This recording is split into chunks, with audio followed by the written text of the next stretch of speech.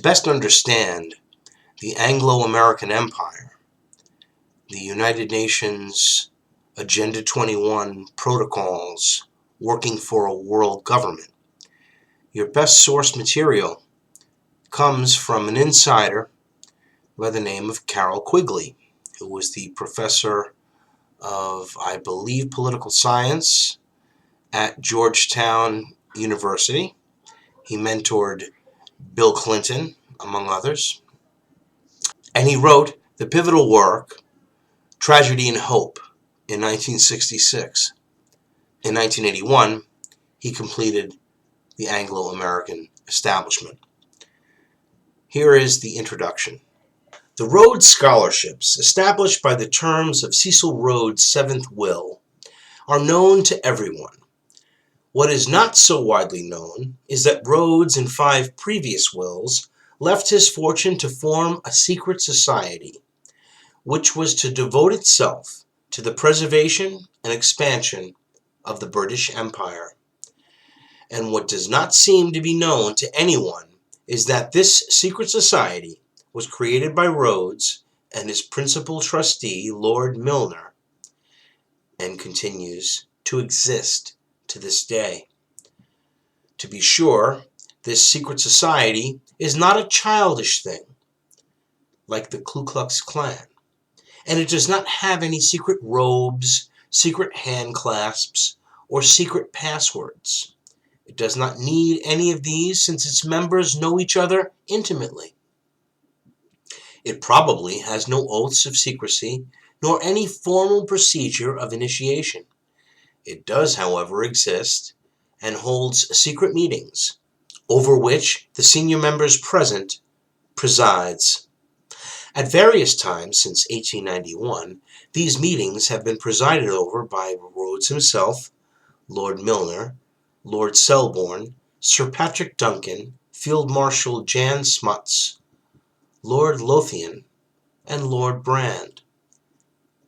They have been held in all the British dominions, starting in South Africa about 1903, in various places in London, chiefly 175 Piccadilly, at various colleges at Oxford, chiefly All Souls, and at many English country houses, such as Tring Park, Blickling Hall, Cliveden, and others.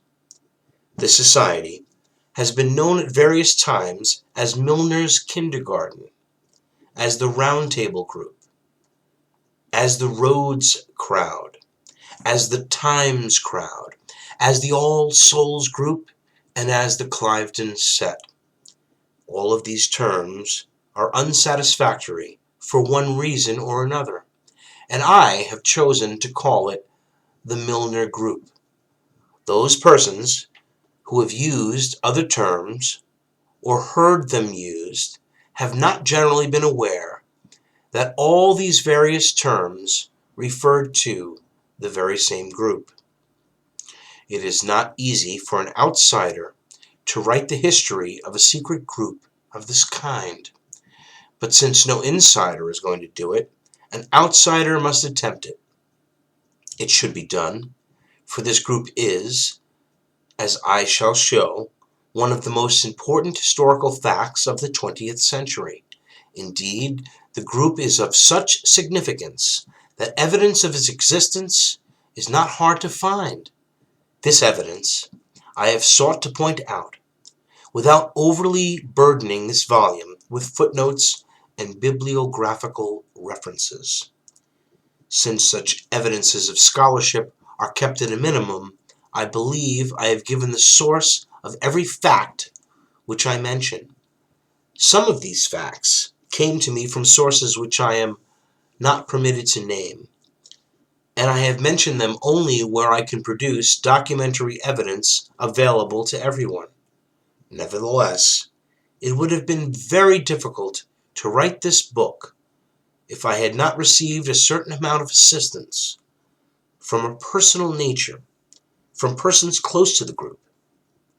For obvious reasons, I cannot reveal the names of such persons, so I have not made reference to any information derived from them unless it was information readily available from other sources.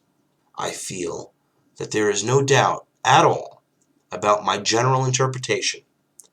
I also feel that there are a few misstatements of fact, except in one most difficult matter. This difficulty arises from the problem of knowing just who is and who is not a member of the group. Since membership may not be a formal matter, but based rather on frequent social association, and since frequency of such association varies from time to time and from person to person, it is not always easy to say who is in the group and who is not.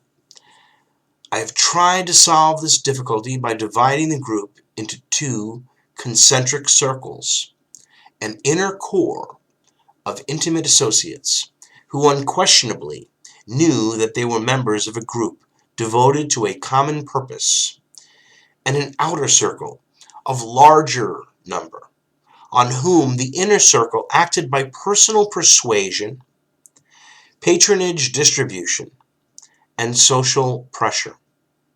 It is used by a secret society. More likely they knew it, but, in English fashion, felt it discreet to ask no questions. The ability of Englishmen of this class and background to leave the obvious unstated, except perhaps in obituaries, is puzzling and sometimes irritating to an outsider. In general, I have undoubtedly made mistakes in my list of members. But the mistakes, such as they are to be found rather in my attribution of any particular person to the outer circle instead of the inner core, rather than in my connecting him to the group at all. In general, I have attributed no one to the inner core for whom I do not have evidence convincing me that he attended the secret meetings of the group. Of course, I have an attitude, and it would be only fair to state it here. In general, I agree with the goals and aims of the Milner Group. I feel that the British way of life and the British Commonwealth of Nations are among the great achievements of all history. I feel that the destruction of either of them would be a terrible disaster for mankind. I feel that the withdrawal of Ireland, of Burma, of India, or of Palestine from Commonwealth is regrettable and attributable to the fact that the persons in control of these areas failed to absorb the British way of life while they were parts of the Commonwealth. I suppose in the long view my attitude would not be far different from that of the members of the Milner Group. But agreeing with the group on goals, I cannot agree with them on methods. To be sure, I realize that some of their methods were based on nothing but good intentions and high ideals, higher ideals than mine perhaps, but their lack of perspective in critical moments, their failure to use intelligence and common sense, their tendency to fall back on standardized social reactions and verbal cliches in a crisis, their tendency to place power and influence into the hands chosen by friendship rather than merit, their oblivion to the consequences of their actions, their ignorance of the point of view of persons in other countries or of persons in other classes in their own country. These things, it seems to me, have brought many of the things which they and I hold dear close to disaster. In this group were persons like Escher, Gray, Milner, Henke, and Zimmern, who must command the admiration and affection of all who knew them. As a result, several persons whom I place in the outer core, such as Lord Halifax, should probably be placed in the inner core. I should say a few words about my general attitude towards the subject. I approach this subject as a historian. This attitude I have kept. I have tried to describe or to analyze, not to praise or condemn. I hope that in the book itself this attitude is maintained. On the other hand, in this group were persons whose lives have been a disaster to our way of life. Unfortunately, in the long run, both in the group and in the world, the influence of the latter kind has been stronger than the influence of the former. This has been my personal attitude. Little of it, I hope, has penetrated to the pages which follow. I have been told that the story I relate here would be better left untold, since it would provide ammunition for the enemies, of which I admire. I do not share this view. The last thing I should wish is that anything I write could be used by the Anglophobes and isolationists of the Chicago Tribune. But I feel that the truth has a right to be told, and once told, can be an injury to no men of good will. Only by a knowledge of errors of the past is it possible to correct the tactics of the future. Carrol Quigley, 1949.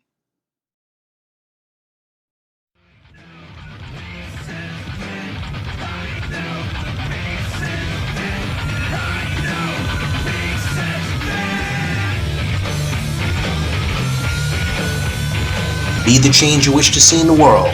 Go to wearechangect.org. Thank you for watching Truth Talk News, where news the mainstream media ignores is the top story. For more truth, subscribe to Freedom First Films on YouTube and Truth Talk News on livestream.com.